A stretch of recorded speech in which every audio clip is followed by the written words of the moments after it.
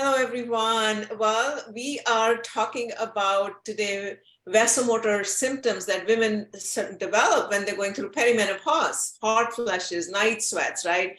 Is diet can diet help, or do we need to go to the supermarket and get a drug? So that's the discussion we're having with Anushree Sharma. She is an award-winning dietitian, registered dietitian, and a clinical dietitian joining me live from India. Thank you so much for joining. Yeah, thank you so much for the introduction, ma'am. So we'll begin with the session today. So first, as I discussed, the hot flashes are also called as vasomotor symptom, which is actually the development of heat sensation in the body, which further leads to perspiration and may also cause chills. Why hot flashes occur? It is because of the decreased level of estrogen in the body, that is withdrawal of estrogen in the body. Now, when we talk about hot flashes, there are multiple theories related to it. When the estrogen levels goes down, it said ki it affects the uh, entire hormone level in the body, which further affects the thermostat, brain thermostat, that is hypothalamus. And hypothalamus becomes more sensitive towards the body temperature. So whenever the body temperature increases, it starts to cool down the body by perspiration. So we can see the sweating in a person.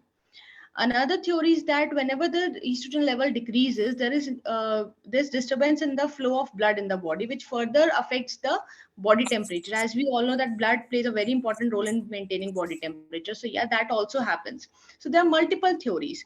And one important thing which we need to mention is that whenever there is hot flashes, the heart rate also increases. So first thing which we need to point here is that hot flashes may cause cardiac problem also, because the heart rate is completely increased at that time.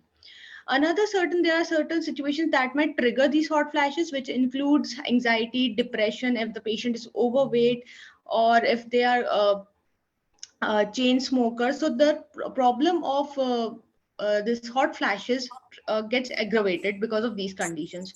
One more condition that can aggravate the hot flashes is if the patient is hungry for a longer period of time. There's sudden drop in the blood sugar levels, which again cause release of the adrenaline, and that might aggravate the problem of hot flashes. Just these are certain things. That means it is affecting not just your body, but it is also affecting your cardiac problem. And when we say the estrogen levels are dropping down, it also causes another few problems. For example, there's loss of bone mass, there's loss of muscle mass, the blood pressure may increase, can be increase in the cholesterol level as well. So when we talk about diet, so we have to focus on all these parameters. What are being affected, what are the causes, what are the factors that are triggering this hot flashes situation, so that according to that a person has to maintain their lifestyle. So if we talk about diet, we have to look after certain things. So when the estrogen levels are going down, we have to check our bone health also. So for maintaining bone health, there are certain important nutrients for it, which includes calcium, magnesium, phosphorus, vitamin B12, vitamin D. Almost all of these nutrients are available through dairy products. But dairy products is not suitable for all the patients. So one has to check whether that particular food item is good for them or not. But yes, in the diet, one has to keep a check that it should be rich in calcium and it should be rich in other nutrients which are also affecting the bone health, which includes your magnesium, phosphorus, vitamin B12, and D. For vitamin D, one has to expose themselves towards the sun so that their body can absorb more of vitamin D. So they have to go out, stand in sun. They have to expose their body towards the sun. So as to get the vitamin D, or they can consume foods that are fortified with vitamin D. Another important thing, like I said, overweight patients, they are at higher risk of developing this symptom of hot flashes. So one has to maintain their weight. For maintaining their weight, their food should be especially rich in high fiber. High fiber, they can get it from whole grains, from pulses, like that, or from fruits or vegetables. So for maintaining weight, there has to be increased amount of fiber and less amount of processed food or sugars. So whenever they are consuming high fiber, so it's not just the weight which is being maintained, but they can also maintain their blood pressure, blood sugar levels, cholesterol levels, etc. So this can be done. Another good thing that fats, yes, one has to reduce the intake of fat, but they have to consume good fats. And when I say good fats, I mean omega-3 fatty acids. Omega-3 fatty acids not just maintain the hot flashes symptom, but they also help to maintain the anxiety or the functioning of the brain. So that will, if they are controlling the anxiety levels, so that will also help one to reduce the incidence of hot flashes in their body. Normal sources of omega-3 fatty acids will include almonds, chia seeds, flax seeds, and so on. Fishes, the one can just replace their red meat with the fish food, so they can get the omega-3 fatty acids. Along with omega-3 fatty acids, one has to consume vitamin E, which is again available through nuts like almonds, or they can have avocados and all. So that also produces antioxidant effect in the body, plus it will also help you to reduce the hot flashes. Then, apart from that fiber, as I discussed, we can get it from whole grains and all that. Another important thing is to consume fruits and vegetables daily in the diet.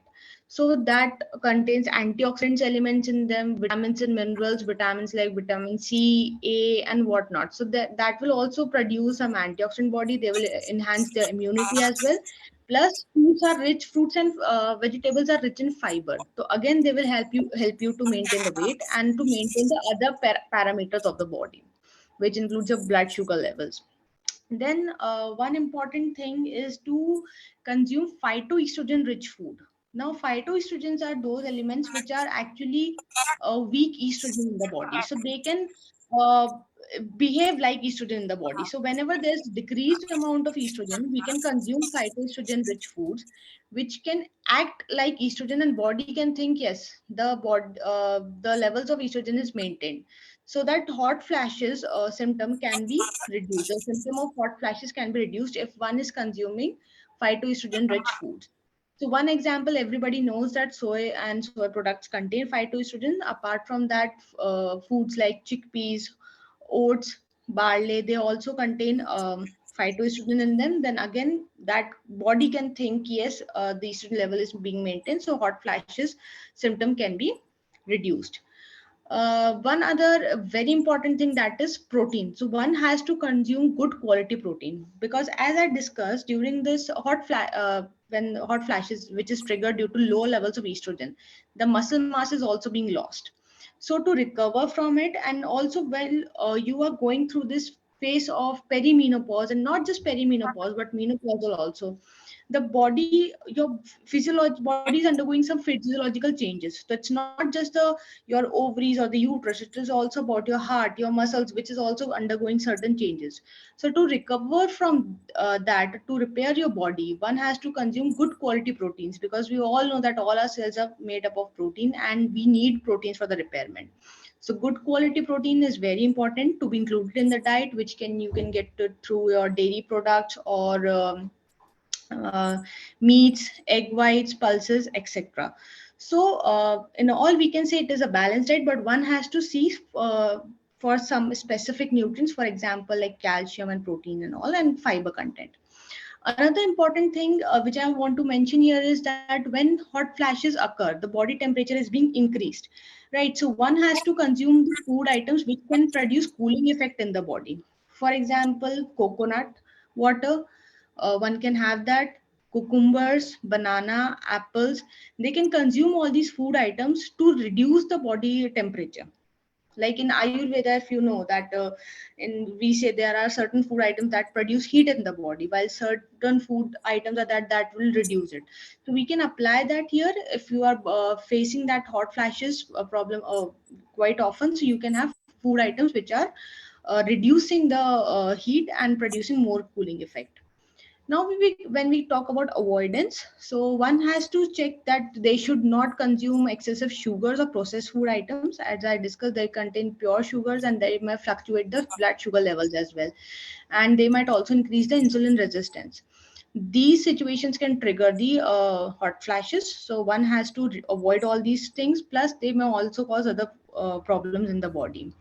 Alcohol is something that produces more heat in the body. One should avoid this, and it also disturbs the sleep cycle. So already during this perimenopausal state, the patient is going through multiple hormonal changes, they are facing multiple mental health issues, so one has to have a good sleep cycle. If they are consuming alcohol, so that might affect the sleep cycle. Another important factor that one should avoid, caffeine. Caffeine can increase the heart rate.